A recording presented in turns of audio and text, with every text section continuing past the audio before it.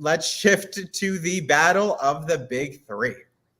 So for those who are unaware, Lieutenant Governor Dan Patrick came out with a letter yesterday, or a tweet, attacking the Speaker of the Texas House, Speaker Dade Phelan, for not World Trade Center 7. Is that an album, Brian?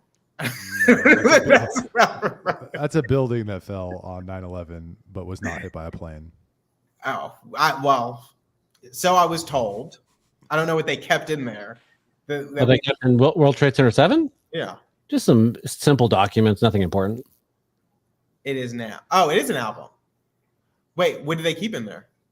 In what? World Trade Center 7? Yeah.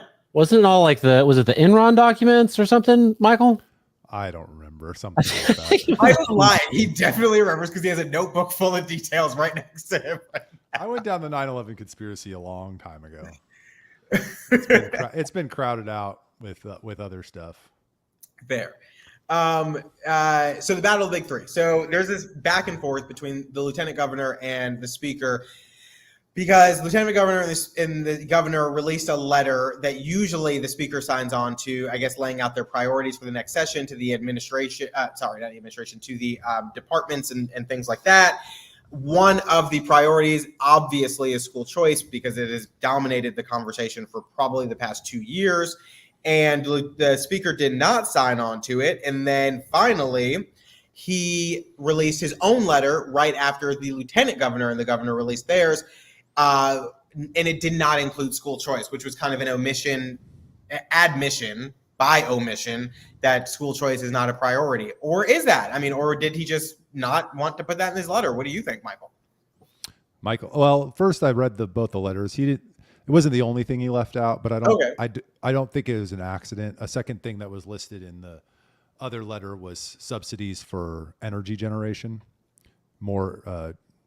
So he left that off too. But I think he's kind of digging. He's kind of forcing the situation where he's gonna have to rely on the entire Democratic caucus to get the speakership, and that may be more important to him.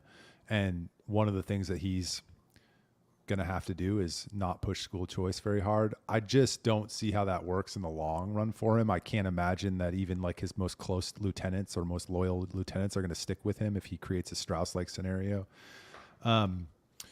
So if I had to guess today, this is just, again, inertia, and I don't think he's going to be the speaker.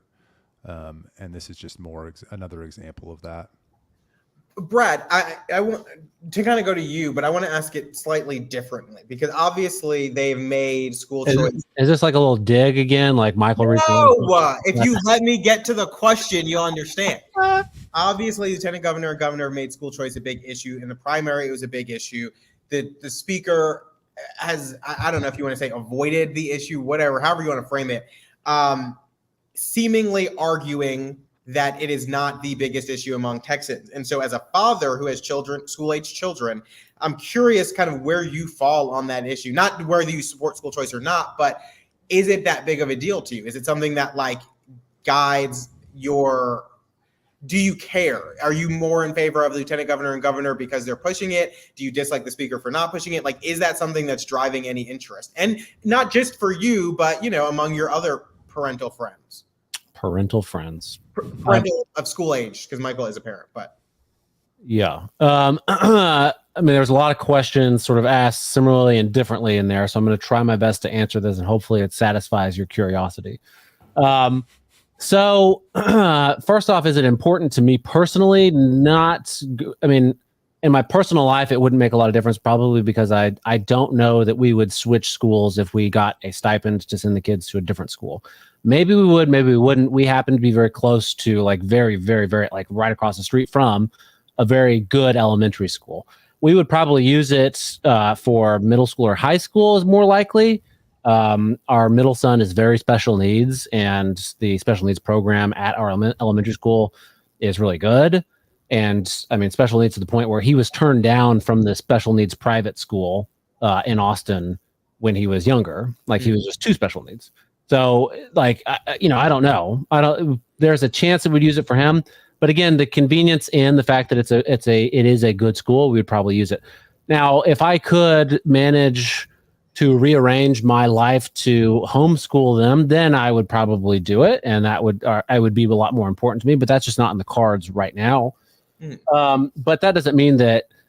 But that's just speaking to me personally. I still think it's a huge deal and should be passed. And because I know the pitfalls that many families are facing. There was, if we didn't happen to live in the house that we live in now, our special needs son would be up Schitt's Creek and getting, totally screwed by the system because he wouldn't be in a good special needs program. And you might, maybe the other way I was going to say it too. Who knows? But it is public school after all. So I do. But you also asked, do the governor and lieutenant governor, do I like them more? I can't remember exactly how you said. No, I guess I was saying because what did it? I mean, part of this is a battle for kind of the. I don't know that it's the most important thing for Texans. Is another thing you said, and I mean, right. Yes, it's very important, but I mean, Texans can't afford groceries, right? They would there's bigger things, and that's not necessarily. I'm not saying that's Texas's fault, or Texas can do a whole lot about it unless they adopt Bitcoin. Am I right, Michael? But they can't. There's I think that's probably a bigger deal to Texans. Is hey, I'm having a hard time affording HEB and putting food on my kids' table. They need to eat before they get calculus in 8th grade. Well, what's interesting, I think you just said something that I heard from a lot of anti-school choice folks, and I'm not saying you're anti-school, but what I've heard from them about school choice is that with public school, they don't have a right to reject kids, and with private school, they do. And so by putting, kind of the impetus there that their kid might not get, this school might reject their kid for one or many reasons. And it's so, and I've heard that a lot from folks. So that's really interesting. So I mean, my general question, which you answered in a number of different ways, was, is this fight important to you? They're going back and forth, back and forth, back and forth over it. Does it change your perspective on anything, or is it just of course it's important. And if two candidates were identical except for on the school choice point, I would choose school choice. I mean, if they were, I don't know, they could be even slightly different, but school choice would certainly tip the balance heavily towards that candidate.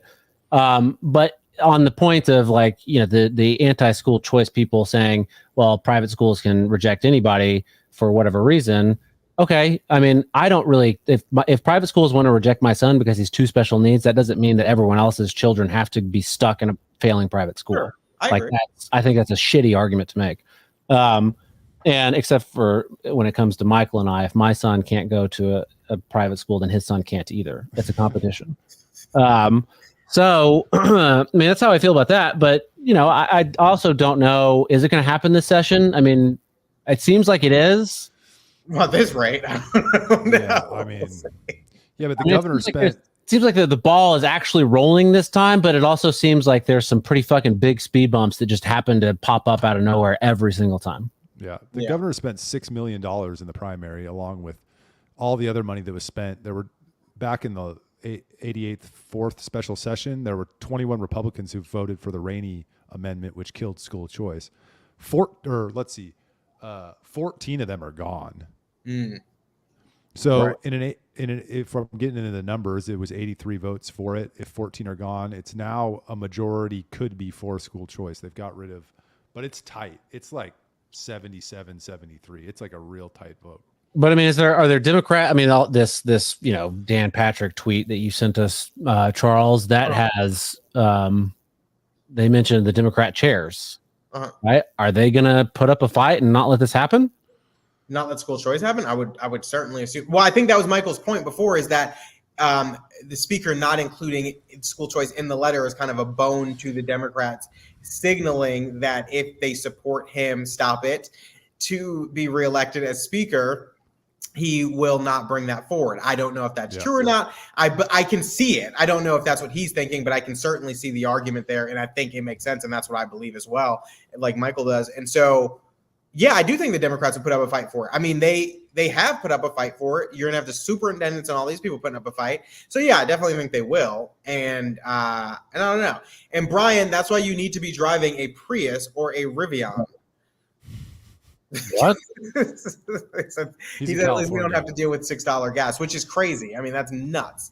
I would not don't drive a Prius, Brian. I don't know why Charles wants you to never have children, and don't drive a Rivian either, because I mean, if you're going to get a truck, get a real truck. Ugh. He's talking about $6 gas. I know, but you want to drive he might as well just be taking his own birth control. You're driving a Prius. Just get a blue one and call it birth control. I was partially kidding. Partially, he could get a Tesla. Okay, great. So that was a good conversation, fellas. Let's shift gears because I think you actually made a really. I'm sorry, I should remove the word actually. You made a very good point in that previous segment that kind of transitions us into the next one, Brad, which was when you said, do you think it's the most important issue facing Texans? No, they have $6 gas. There's all these other, no, Brian said $6 gas. You said HEB is expensive. We can't afford food. So curious, because there was an article I sent about will the Texas miracle survive? And part